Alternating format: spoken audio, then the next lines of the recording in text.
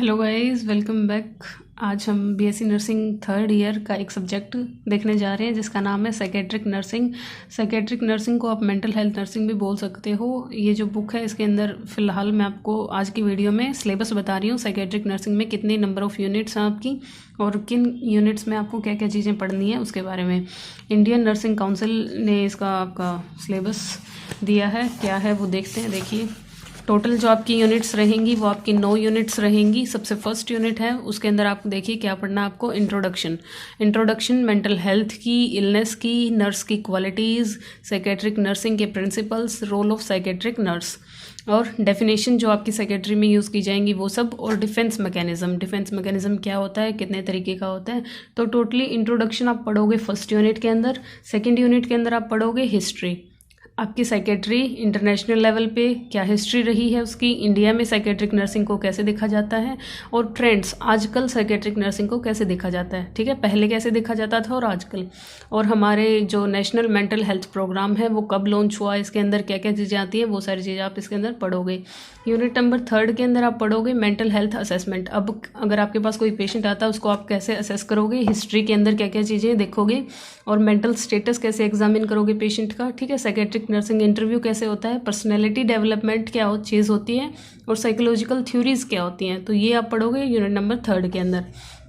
Next है आपकी unit number fourth, जिसके अंदर आप पढ़ोगे therapeutic nurse patient relationship.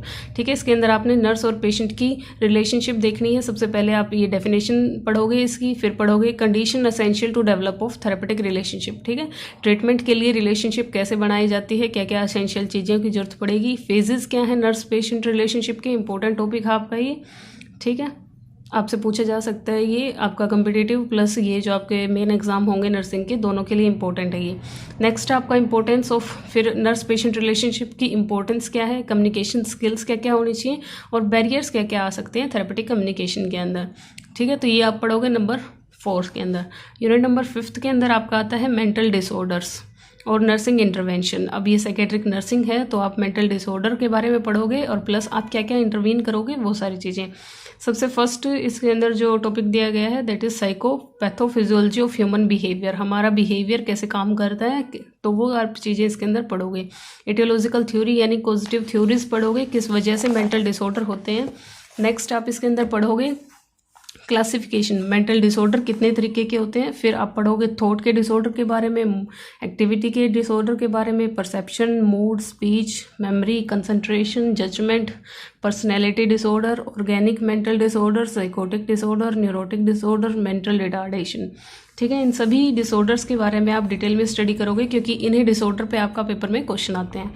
Next आपका सब्सटेंस और ड्रग एब्यूज़ क्या होता है, चाइल्ड और एडोलसेंस के दौरान साइकेट्रिक डिसऑर्डर कौन से देखे जाते हैं, और फिर नेक्स्ट है नर्सिंग प्रोसेस। अब जो डिसऑर्डर हैं उनको आप कैसे डील करोगे, नर्सिंग प्रोसेस रिकॉर्डिंग, कैसे एक प्रोसेस को रिकॉर्ड करोगे। तो वो सारी मतलब जो मेन है आपका डिसऑर्डर्स मेंटल, वो आप यूनिट 5 के अंदर पढ़ोगे।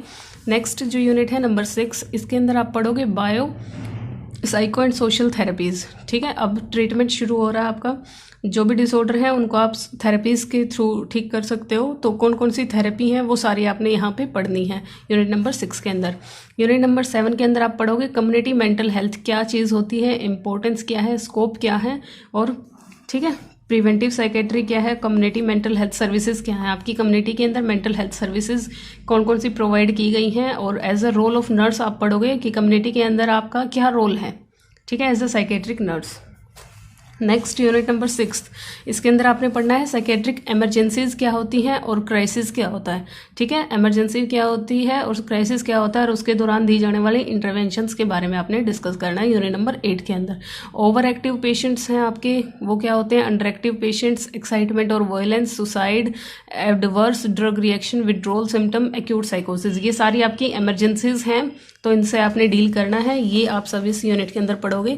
नेक्स्ट आपका स्टूपर क्या होता है, पैनिक अटैक्स क्या होते हैं, एल्कोहलिक इंटॉक्सिकेशन क्या होती है, एक्यूट डिस्टोनिया क्या होता है, लिथियम टॉक्सिसिटी, क्राइसिस और क्राइसिस इंटरवेंशन, इन सब चीज़ों के बारे में आप डील करोगे यूनिट नंबर 8 के अंदर।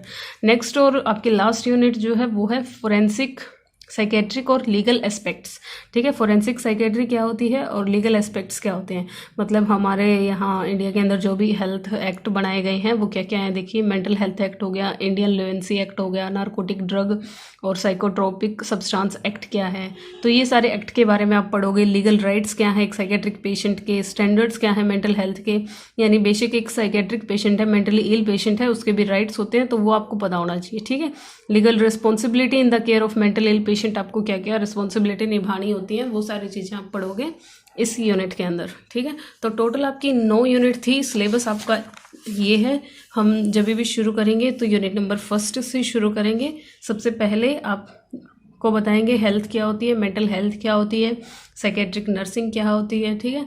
तो ये सब चीज़ें हम डिस्कस करेंगे आपकी नेक्स्ट वीडियो के अंदर। तो ये आपका सिलेबस था BSc nursing 3rd year psychiatric nursing का, ठीक है। आई होप आपको सिलेबस के बारे में पता चल गया है। तो अब आप जब पढ़ोगे तो आपको ये आइडिया होगा हमें क्या चीज़ से शुरुआत करनी है। सो थैंक यू गाइज, मिलते हैं नेक्स्ट वीडियो के अंदर।